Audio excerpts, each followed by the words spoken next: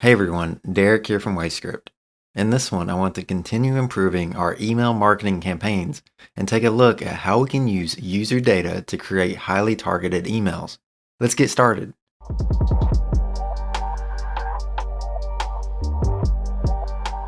Let's break down what we're trying to do in this video.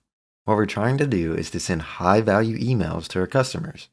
How we'll send these high-value emails is by looking at the customer data that we have available to us.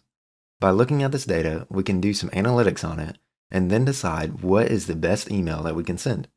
This best email might improve conversions, or it might just help you with click-through. Let's see how we can build this. For this demonstration, I figured it was best if I just used WasteScript as the example. So we'll build this out as if our company was WasteScript, and I'll show you specific places where you can alter it for your own company. Let's get started. Our first step is to pull in customer data that we have available to us. For this, I just made a mock SQL database, and we'll use that for this demonstration. We can pull in SQL data by clicking on Add Step and then typing in SQL. Now, this is in our function, and we can use it just like how we would SQL on our machine. Choose the database that we want to reference, and now also select All, From, and then the table that I have is called Marketing Email. Now, we'll run this code, and we should get back a table with all of the information in it over here to the left. I'll show you a way that we can use WasteScript to provide this information to a database in a future tutorial. But in this one, I'll assume that you already have something kind of like this. A lot of businesses upon sign up collect email addresses, ages, genders, locations, and the role of the person. All this information over here to the left is pretty basic, and your application might already have this built in and you might be storing it already. But if we want to make even more customized marketing campaigns, we should also be recording how the user is interacting with the website. So all of these float values over here to the right represent how an application such as WasteScript might be recording data about its users. So looking at WasteScript, what we do is we make it very easy to build applications, right? And we have this huge library of different ways that you can build. For us, if we wanted to make a highly customized campaign, we might consider going through and assigning each of these some type of functionality. So for example, we could say something like Dropbox could increase the attribute in that table of file management. So we know our users are using our platform to do file management activities. The more that you know about how a user is using your site, the better that your marketing campaigns can be. So in this case, these columns over here are just mock-ups on how we might could record that data. These are very crude, but I hope they convey the point that this is just application gathered data. Now that we have all of these columns, let's go ahead and import these and name them. I'll do that very quickly. Now that I have each of these named, by clicking on import and then naming them, they create WasteScript variables down here in the bottom left. Going through these, we have the basic sign-up information, and then I'll just name these whatever usage. So like I said, if someone has a high CRM usage, for WasteScript, what that might mean is they're using a lot of modules that represent a CRM keyword. This is how we'll create highly targeted emails for this specific application. But what you want to do for your own is to record your own valuable data on your users so you can use it in your own email marketing campaigns. Once we have the data that we need, now what we need to do is to perform some analytics on it so we know what email to send to who. I'll be using Python to do these analytics. So I'll click Add Step and type in Python. Once done, we get this Python module and we can click on Edit Code. I have a lot of different features that I'm working with for these analytics and all of these WasteScript variables down here in the bottom left. So I'll go ahead and type all of these in to our Python script. That way we have access to them here. Once we have all these variables read into Python, talking through this very quickly, all we're doing here is rooting in each of the variables that we created from that SQL database. We have a bunch in the SQL database, so that's why we have a lot of lines here. An additional note, we're using list comprehensions here because when we read in a WasteScript variable here, it's read in as a string type. So we need to cast on the float type to each of these.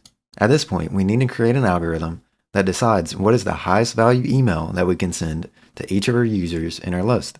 That algorithm can be as simple or as complex as you want it to be. You might even consider using something like machine learning to figure out this algorithm. But in this case, let's just make a very crude algorithm that you can definitely improve for your own applications. I'll just put in a couple weights that we'll use later on. Now, let's go ahead and create a score list. This will be where we put the score value of the algorithm that we're about to create.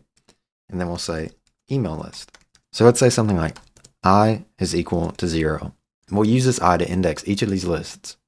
Now, we'll say for entry, and then we can pick any of these. So let's just say email string.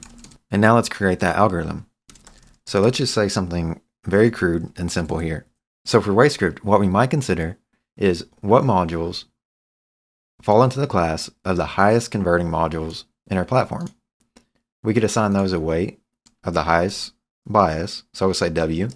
And then let's use something like DevOps usage. Understanding what causes your customers to convert would be something that influences this algorithm over time.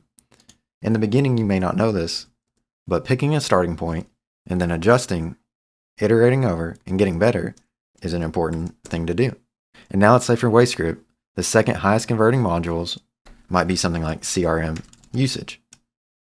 And then I'll just pick 2 more at random. As your data gets better and you get more metrics on what causes a customer to convert, this algorithm here will get better over time. Now, we can just say score list, and then we'll append that score to that list. Now, we just need to pass these back as WaveScript variables. So we'll say variables score list will be equal to score list. We'll do the same thing with the email list.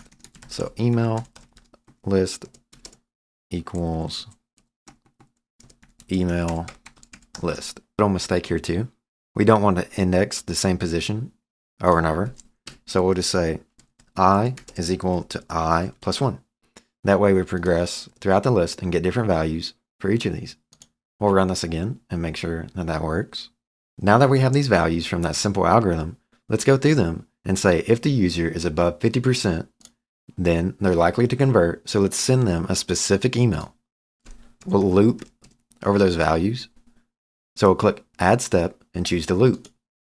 We'll need to pass both the score list and also the email list. Now each iteration will give us score list item over here to the right, and then email list, which will yield email list item. Once we have those, we can say a conditional if statement.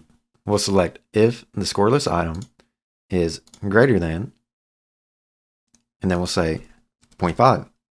Now that we have that, we can construct an HTML file that we can send via an email.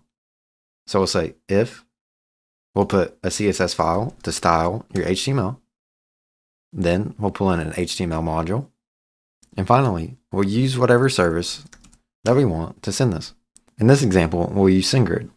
So then I'll pull in that email list item in the to blank of SendGrid. Then I would construct my custom HTML that I wanted to send to these high priority users. So now we're taking care of the high priority users. We could do an if else and make another branch here, or we could just say everyone else gets a different email. Here, for the sake of time, we're not making the specific HTML files that you would send via the email, but in this body, you would just pull in HTML code into that body. This would pull in the HTML module's code from above. We have full access, and you can write your own custom HTML by clicking on that HTML module and then clicking on edit code, just like how you can in Python.